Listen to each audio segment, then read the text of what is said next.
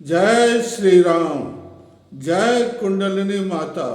मूलाधार चक्र में सब शक्तियाँ और सिद्धियाँ छिपी हुई है, उनको कैसे प्राप्त करें इसका वर्णन कर रहा हूँ। देखो भाई, मूलाधार ऐसी सब जो जितने भी चक्र हैं उन सब का ही तो आधार यही है। और इसके अंदर जितनी भी शक्तियाँ हैं वो सब जैसे पृथ्वी के अंदर, गर्भ के अंदर सब धातु अमूल्य छिपे हुए हैं, उसी प्रकार इस मूलाधार मतलब पृथ्वी तत्व में, कौन से तत्व में?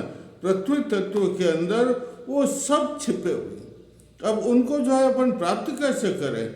जैसे एक उदाहरण देता हूँ मैं आपको कि इसमें योग जो सिद्धि प्राप्त होती है, हठ योग की, लय योग की, भक्ति योग की, जो सिद्धियाँ सब जितनी भी सिद्धियाँ प्राप्त होती है जिसे महासिद्धि, लेकिन इसमें महासिद्धि, उन सब की सिद्धियाँ इस मूलाधार में प्राप्त हो जाती है, इसलिए इसको महासिद्धि का स्थल कहते हैं। अरे जैसे एक लोहा होता है, लोहे को क्या करते हैं? लोहे को अग्नि में डाल देते हैं, उसका मल निकल जाता है क्या? नहीं निकलता। नहीं। जब लोहे को अग्नि में डाल करके धोखनी से यूं धोखते हैं तब उसमें एकदम प्रज्वलित होती, धोखने की विधि है ना, प्रज्वलित अग्नि, और फिर उसमें से पिघल करके मल दूर हो जाता। और उसी प्रकार सोना है, सोने को भी उसका मल होता है, उसमें खनिज में भर्ती से निकालते हैं तो उसमें मल होता है, लेकिन उसमें मल कैसे निकालते? उसको अग्नि में रखते हैं, एक इतनी सी नलकी होती है, उससे यूँ फूंक लगाते, उससे अग्नि जलती है और स्वर्ण जो पिघलता है और स्वर्ण शुद्ध हो जाता है। उसी प्रकार हमारे इस मूलाधार में मल है, मेल है। उस मेल को दूर करने के लिए हमें अनेकों प्रणाम मुद्राएं जिसे कहते हैं, अनेकों प्रणाम की विधियां अपने आप आ जाती। क्यों आती बताता हूँ इसको मैं आपको कि भैया इसको त्रिपुर भी कहते।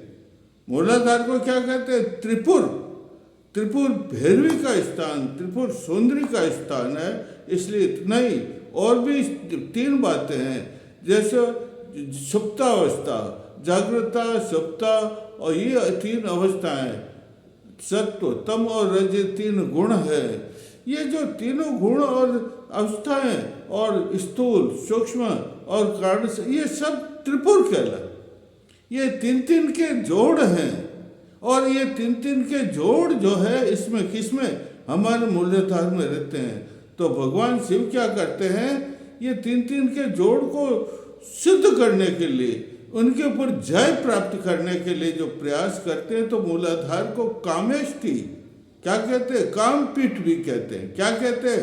जब तीनों चीजें सिद्ध हो जाती है, इनके ऊपर विजय हो जाती है, तो भगवान शिव इस काम पीठ के अंदर जो है विराजित होते हैं स्वयंभू लिंग के रूप।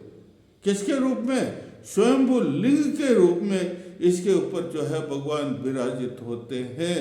ये जो है इसलिए इसको त्रिपुरा भी कहते हैं। क्या कहते हैं? और त्रिपुरा सुंदरी का भी इसमें वास है।